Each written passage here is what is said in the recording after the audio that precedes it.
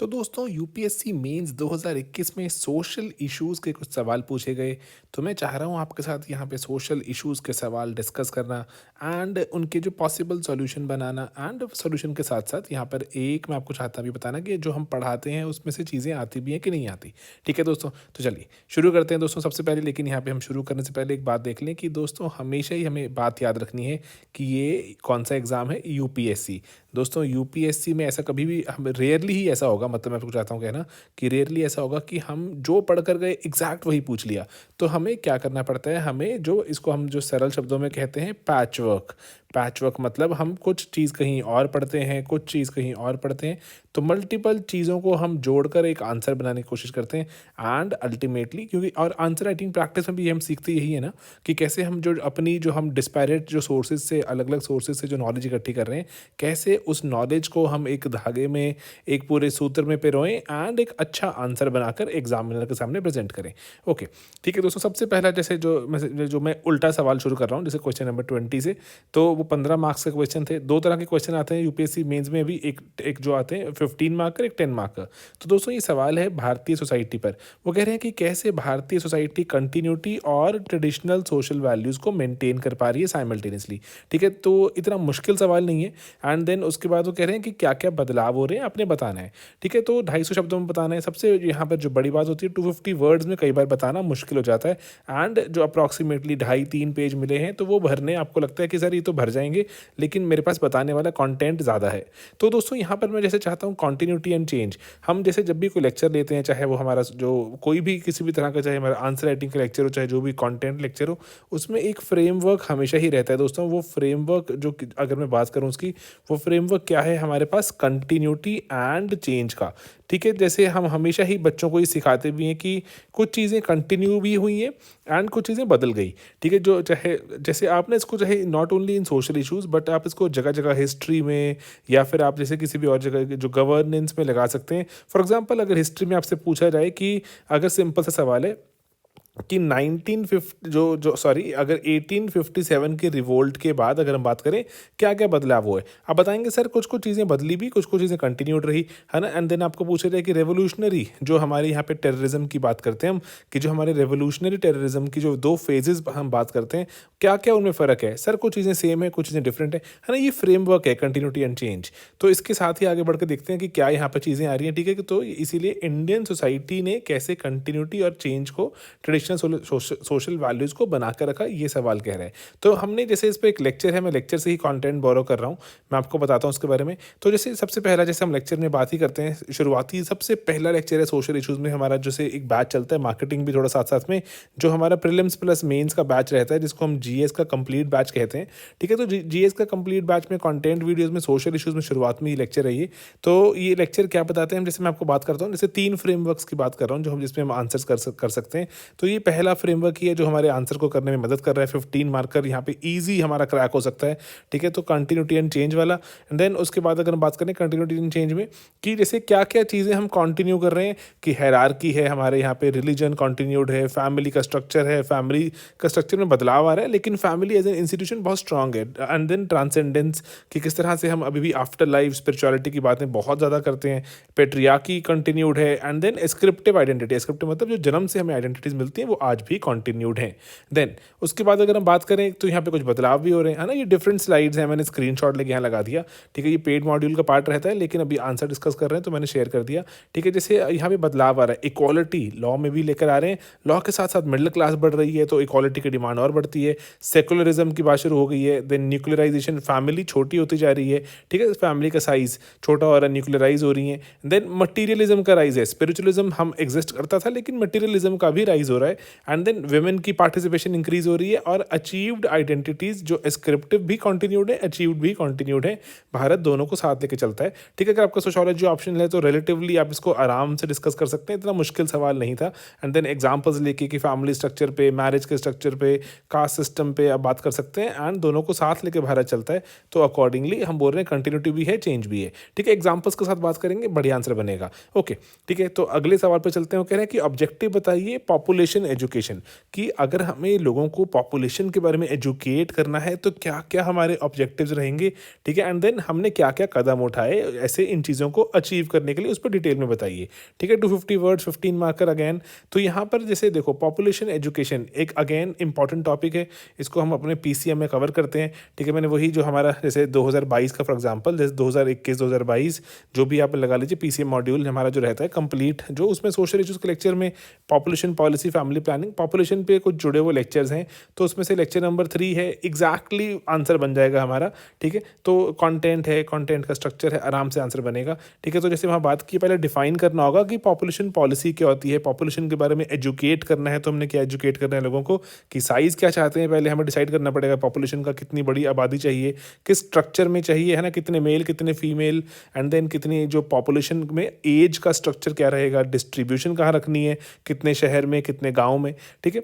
Then population policy अभी क्या बात करती है, शॉर्ट टर्म टारगेट है, मिड टर्म टारगेट है, लॉन्ग टर्म टारगेट है, एंड कैसे अचीव कर सकते हैं। अमर्त्य सेन का कोट कीजिए, है ना? बहुत जीएस के लिए तो बहुत ही अच्छे एक थिंकर है, कि चाइनीज़ मॉडल भी है, केरला मॉडल भी है। चाइना वाले कह रहे हैं कि स्ट्रिक्ट पॉलिटिकल कंट्रोल करेंगे, 2 बच्चों से ऊपर नहीं कर सकते आप, एंड केरला मॉडल है कि एजुकेट किया जाए विमेन को, तो विमेन एम्पावरमेंट से ये अचीव किया जा सकता है कि विमेन जब एम्पावर हो जाती हैं, विमेन जब रिप्रोडक्टिव राइट्स के बारे में जानती हैं, तो जनरली देखा जाता है बच्चे पैदा होने कम हो जाते हैं, ठीक है? तो इसके बाद पॉपुलेशन पॉलिसी किस पे एम करती है ना, जो ऑब्जेक्टिव पूछा गया आपसे, तो इतना मुश्किल सवाल नहीं है, हम पढ़ते हैं, पढ़ के वहाँ पे जाते हैं, तो इतनी कोई ऐसे कोई हाई फाई चीज़ें नहीं पूछी जाती, ठीक है? रिटेन करने की बात रहती है, लेकिन हाँ इतना रिटेन हो जाएगा, इतना कोई मुश्किल नहीं है, ठीक है? देन आप कौन से कदम उठाए गए, जब हमने जो फैमिली प्लानिंग की बात शुरू में आज़ादी के पहले शुरू हो चुकी थी, देन उसके बाद इमरजेंसी जब लगी हुई थी, उसके आसपास नेशनल पॉपुलेशन पॉलिसी है, देन 2017 के बारे में बात कीजिए क्या-क्या है, ठीक है? मैंने यहाँ पे डाला नहीं फीचर डिटेल, बहुत लंबा खिंच जाता है वो, ठीक है? जो लेटेस्ट ट्रेंड्स क्या चल रहे हैं, एनएफएचएस 5 बहुत ज़रूरी है, एनएफएचएस 5 की बात करना, ठीक है? एंड देन जो 2 चाइल्ड पॉलिसी को लेकर डिबेट चल रही थी कि क्या भारत को अपनाना चाहिए, उसका क्रिटिसिज्म भी कर सकते हैं।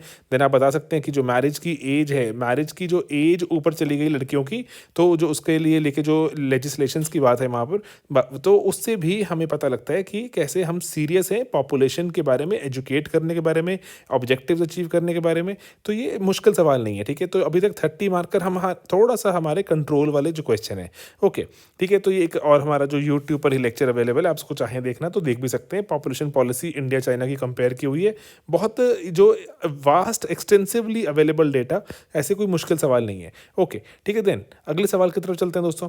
ये सवाल जैसे कह रहे हैं कि क्रिप्टो करेंसी है ना, वो कह रहे हैं कि क्रिप्टो करेंसी क्या होती है, तो इतना कोई मुश्किल चीज़ नहीं बतानी। आप अगर जो साइंस एंड टेक पढ़कर आते हैं कुछ भी, है ना, तो इवन आप प्रीलिम्स की तैयारी करते हैं, तो यहाँ पे आपको इसके बारे में पता होता है। कैसे वो कह रहे हैं कि जो दुनिया भर की सोसाइटी को इम्पैक्ट करता है, एंड भारतीय सोसाइटी को कैसे इसने इम्पैक्ट किया या फिर किया कि नहीं किया, हैज़ इट बीन इफेक्टिंग, ठीक है? तो क्रिप्टो करेंसी क्या होती है वो मैं उसके डिटेल में नहीं जा रहा, उस पर हमारे चैनल पर, हमारे पेड मॉड्यूल्स, फ्री मॉड्यूल्स में अनगिनत वीडियोस बने पड़े हैं। सिंपली क्रिप्टो लिखते ही स्लीपी क्लासेस के साथ में बहुत सारे वीडियोस आ जाते हैं, ग्लोबल सोसाइटी को कैसे इम्पैक्ट कर रहा है।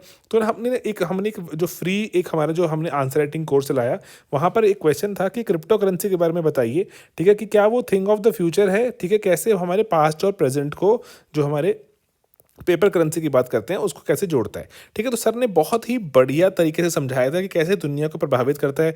दुनिया में जो करेंसीज हैं वो सेंट्रलाइज्ड हैं, जैसे जो सेंट्रल बैंक्स बनाते हैं, है ना, जैसे हमारा आरबीआई बनाता है, तो कैसे क्रिप्टो करेंसी दुनिया को डिसेंट्रलाइज करते जा रहा है, दुनिया को एक तरह से इंडिविजुअल को एम्पावर कर रहा है, सोसाइटी में बदलाव है, बहुत बड़े बदलाव की बात हो रही है। देन जो ट्रेडिशनल हमारे बैंक नोट्स हैं, वो अब एक हम उसकी तरफ बढ़ रहे हैं कि उनको डिस्कार्ड कर दिया जाए, उनकी वैल्यू खत्म हो जाएगी, एंड देन उसके कारण जो नई तरह के वहाँ पर जो क्रिप्टो के कारण नई तरह की चीज़ें आ रही हैं, अकाउंटेबिलिटी की बात शुरू हो चुकी है, अकाउंटेबिलिटी सॉलिड हो जाएगी, ठीक है? क्योंकि क्रिप्टो में जैसे अगर हम जो ब्लॉक चेन की बात करते हैं, उसको एडिट करना मुश्किल है, उसको जो एडिट करना, रादर इनफैक्ट उसको अभी तक तो ऐसा माना जाता है कि टैम्पर करना इज़ इम्पॉसिबल, ठीक है? आइडेंटिफिकेशन के लिए जो हमारे पास यहाँ पर जो हमारे आईडीज़ हैं एट्सेट्रा, इस पर इम्पैक्ट पड़ेगा, पूरे समाज की आइडेंटिफिकेशन को हम अश्योर कर सकते हैं अकॉर्डिंगली। जो इसमें फेक चीज़ें बनती हैं, चाहे फेक करेंसी हो, चाहे फेक आइडेंटिफिकेशन हो, उसको हम रिजॉल्व कर सकते हैं। ग्लोबल समाज को इम्पैक्ट करेगा एंड अकॉर्डिंगली जो टेरर फाइनेंसिंग एक्सेट्रा जो होती है उसको हम रोक भी सकते हैं अकॉर्डिंगली, क्योंकि अगर हम आइडेंटिफिकेशन सही तरीके से कर पाएँ, ठीक है। तो देन उसके बाद नेक्स्ट है, सर ने काफ़ी डिटेल में बताया कि कैसे central sector and banks, infrastructure etcetera, tax avoidance वगैरह के बारे में पूरा डिटेल सर ने लेक्चर बताया कि कैसे समाज पे प्रभाव पड़ता है।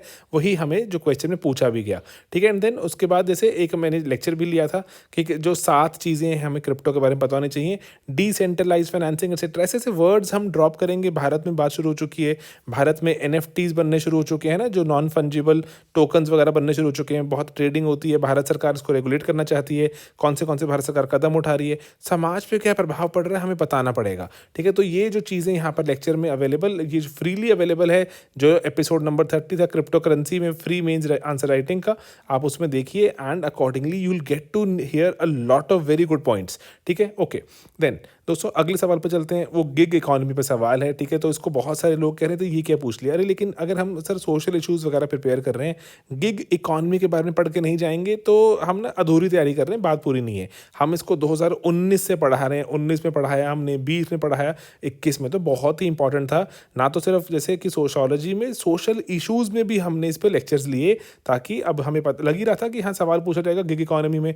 जो जोमेटो एट्सेट्रा वगैरह कितने सारे जो लोग हैं जो अभी ऐसे एक तरह से देखें तो टेम्परेरी जॉब में होते हैं, एक तरह से गिग कर रहे होते हैं। गिग है ना, गिग मतलब जैसे स्टेज पे गए, कुछ वहाँ पर जो अपना परफॉर्मेंस दिया, वापस आ गए, है ना, गिग करना कहते थे उसको। तो अब इकॉनमी उस पर चल रही है कि कभी जैसे आपका मन किया ऊबर चला ली, नहीं मन किया अपनी डिवाइस ऐप को ऑफ कर दिया, मैं जॉब पे नहीं जाऊँगा, है ना, इतना सिंपल हो गया, गिग के जैसे बन गया है। तो इसमें विमेन एम्पावरमेंट की बात भी करनी है कि एम्पावर हो भी रही हैं कि नहीं हो रही हैं। डिजिटल इकॉनमी में है ना, गिग की बात होती है अगर, तो घर से बैठ के विमेन काम कर पाती हैं, लेकिन क्या उन पर डबल बर्डन आ गया, है ना। तो आपको ये बात करनी होगी, तो अकॉर्डिंगली तभी हमारा एक बैलेंस आंसर बनेगा, ठीक है। तो इस पर जो गिग इकॉनमी में वैसे हमारा एक जो जीएस का मेंस क्रैश कोर्स रहता है, उसमें से ये हमारा वीडियो मैंने ग्रैब लिया उसका, ठीक है। तो वहाँ पर जो सेकंड जो डे 2 का क्वेश्चन नंबर 3 था कि आपने बताना है कि एक्सप्लॉयटेटिव वर्जन बताना है इनफॉर्मल लेबर का, कि गिग इकॉनमी उसको लीड कर रही है, ठीक है, कि गिग इकॉनमी एक्सप्लॉयटेटिव हो गई। बहुत सारे इल्जाम देखने को मिलते हैं ना आपको कि जोमेटो वर्कर के साथ ऐसा कुछ हो गया, स्विगी वर्कर के साथ कुछ ऐसा हो गया, है ना। तो आपको सुनने को मिलता है, अकॉर्डिंगली हम कह रहे हैं कि एक्सप्लॉयटेटिव है।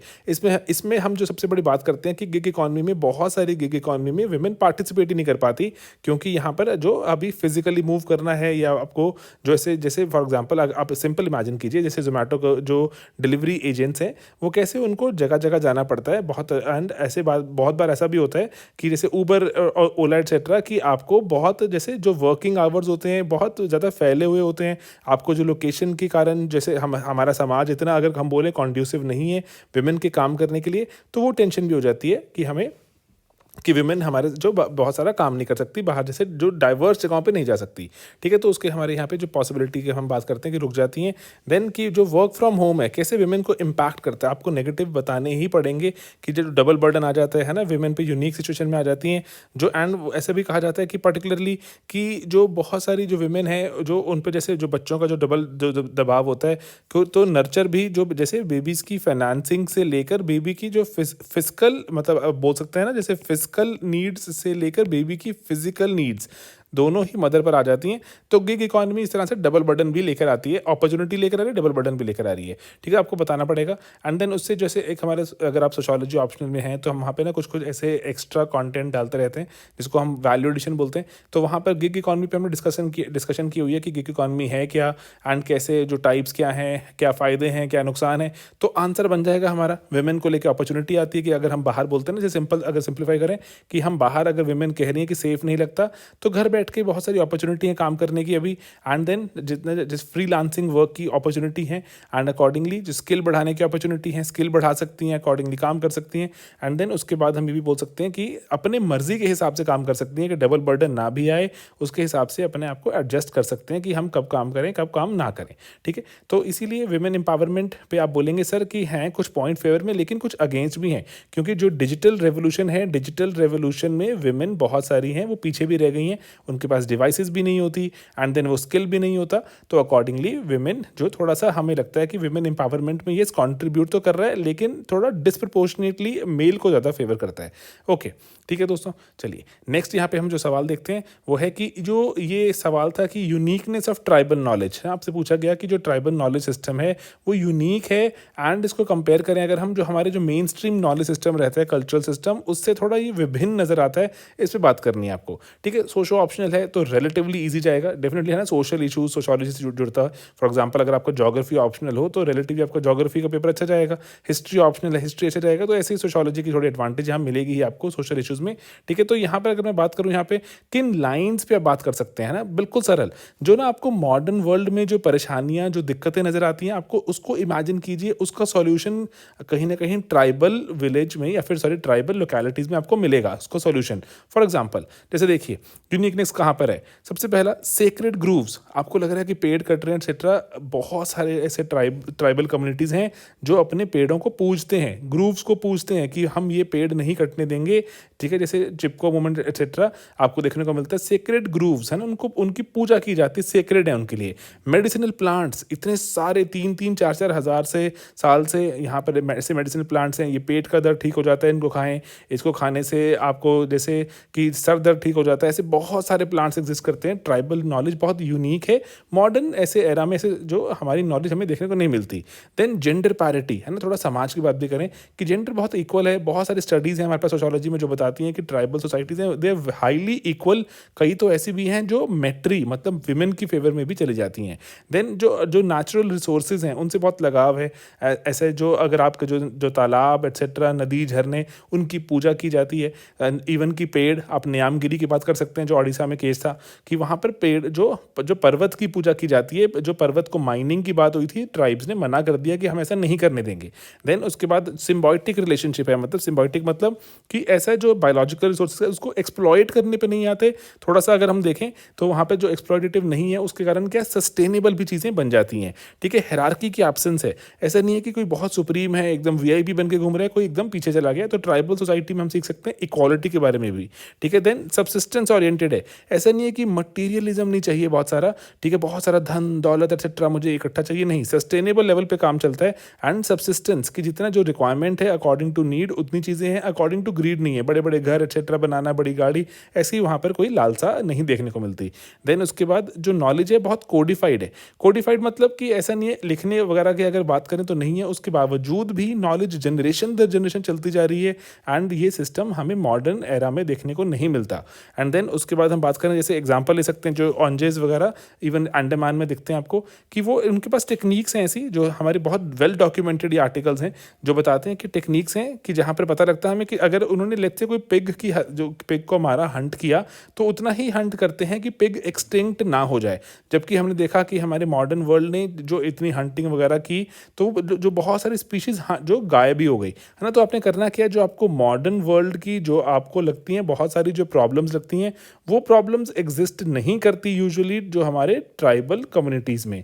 तो अकॉर्डिंगली आप लेकिन बताएंगे सर लेकिन कि जैसे अगर एग्जांपल ले सकते हैं कि सर लेकिन जो ट्राइबल जो नॉलेज है वो ट्रेडिशन और लोकेशन अपने जो कम्युनिटी की सेटिंग में ही कर सकते हैं, लेकिन जैसे जैसे डेवलपमेंट बढ़ रही है एंड पेड़ कट रहे हैं, even tribal people are getting displaced, तो ये सब चीज़ें जो ग्रेजुअली लुप्त होती जा रही हैं, वो भाषाएं लुप्त होती जा रही हैं जिसमें ये नॉलेज आगे चलती थी, इसको समझने वाला कोई नहीं है, उसको लिखने वाला कोई नहीं है, तो अकॉर्डिंगली ये नॉलेज भी जा रही है। तो आप यहाँ पे चाहें तो ट्रेडिशनल जो नॉलेज जो हमारे डिजिटल लाइब्रेरी है TKDL प्रोजेक्ट, यूपीएससी सवाल पूछ चुका है वो TKDL, हमने नॉलेज भी चलाई हुई है, एक प्रोसेस चलाया हुआ है जहाँ पर हम इस नॉलेज को थोड़ा चाहते हैं प्रिजर्व करना। एंड देन आप यहाँ पर बात भी कर सकते हैं जैसे अगर मैं बताऊँ कि जैसे अब थोड़ा एग्जांपल लेके कि सेक्स रेशो अभी भी बहुत बढ़िया है यहाँ पर एंड देन लेकिन ये ग्रेजुअली डिक्लाइन हो रही है क्योंकि जो मॉडर्न वर्ल्ड के साथ जैसे जैसे ट्राइब्स और ज़्यादा आते रहेंगे उसके जो टच में मॉडर्न वर्ल्ड की ये दिक्कतें आएंगी। देन जेंडर पैरिटी अभी भी हाई है जो, लेकिन स्कूल्स वगैरह में ड्रॉप आउट हाई है तो लिटरेसी लो है, ठीक है। तो ये कुछ ट्रबल्स हैं अभी भी जो हम जैसे हम मॉडर्न लेंस से देखते हैं जब तो ट्राइबल जो पॉपुलेशन को, तो हमें ये प्रॉब्लम्स भी नज़र आती हैं, लेकिन एट द सेम टाइम वहाँ पर सस्टेनेबिलिटी एक्सेट्रा जैसे पूरी दुनिया अभी बहुत चपेट में है क्लाइमेट चेंज एक्सेट्रा, तो उसके कारण अभी हम देखें tribal people can actually show us the way out कि कैसे हम सस्टेनेबली जी सकते हैं। ओके, ठीक है। तो वैसे अदरवाइज जैसे प्रीलिम्स के लिए हमने जैसे एक ट्राइब इन न्यूज़ हमने पूरा एक वो सीरीज चलाई थी यूट्यूब पर, 2 थे मतलब उसमें बड़े-बड़े लेक्चर्स। तो उसमें बहुत सारे ट्राइब्स हैं, क्या उनकी खामियाँ हैं, क्या उनकी खूबियाँ हैं, कहाँ पाए जाते हैं, तो उसके बारे में बात की गई थी। एग्ज़ाम्पल्स डालेंगे तो बढ़िया मार्क्स हमें मिलते हैं, ठीक है, गेटिंग इट? तो ब्रॉडर लाइन्स पे सोचें, सोशल इश्यूज़ के जैसे सोचें एंड अकॉर्डिंगली उसकी तरह आंसर भी प्रेज़ेंट करें, तो आंसर हमें मिल सकता है। ऑलराइट, तो बस इसीलिए मैं चाह रहा हूँ आपसे कि सीखते रहिए, ज़रूरी है, चाहे वो प्रीलिम्स के लिए सीखें, चाहे मेंस के लिए। नॉलेज वेस्ट नहीं जाने वाली दोस्तों, ठीक है, हमेशा नॉलेज ऐड ही होती रहेगी and when knowledge keeps getting added up, ठीक है, जब वो बढ़ती जाती है तो आप अच्छे आंसर्स बनाते हैं। एंड अगर आपने आंसर राइटिंग की हो अच्छे से, ठीक है, आपने पेपर लिखे हो, टेस्ट लिखे हो, तो यूजुअली आप मेंस में बाकियों से थोड़ा बेहतर आंसर लिख कर आते हैं, क्योंकि ठीक है, क्योंकि सभी लोग यहाँ वहाँ से अपने पैच वर्क करके एक जब आंसर में पिरोने की कोशिश करते हैं, तो उसको जब सीरीज में लगा